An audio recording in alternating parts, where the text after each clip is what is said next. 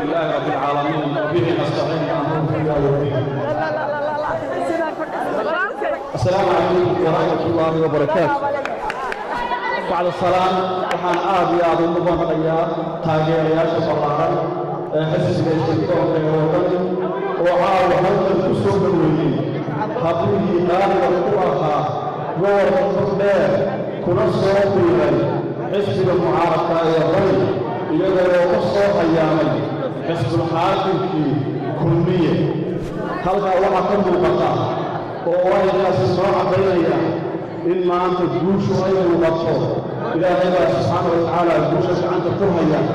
laakiin astaamaheedii way muuqdaan xisbiga waddani ayaa insha allahu tacaala guulaysan doona ilaahay baan ku rajaynaynaa guusha muddo yaroo kooban waa inoo hadhay waxaan leeyahay hablaha soo biiray uguma dambaysaan hablihii qaaliga ahaa ee kale ee gobolka waanu sugaynaa waanu soo dhoweynaynaa sharaf iyo karaamo ayay xisbiga waddani ku dhexlahaan doonaan waxaan leeyahay walaalayaal idinkuna soo raaca haldoorkiinnii caawa inuu soo biiray xisbiga waddani waxaanuu ka soo baxay xisbiga kulmiye waxaan leenahay hablihii kale waanu sugaynaa taageerayaashii kale ee miisaan kalaa waanu sugaynaa soo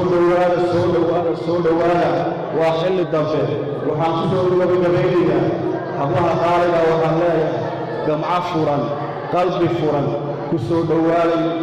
aad iyo aad baad u mahadsantihiin wasalaamu calaykum waraxmatullaahi wabarakaatu.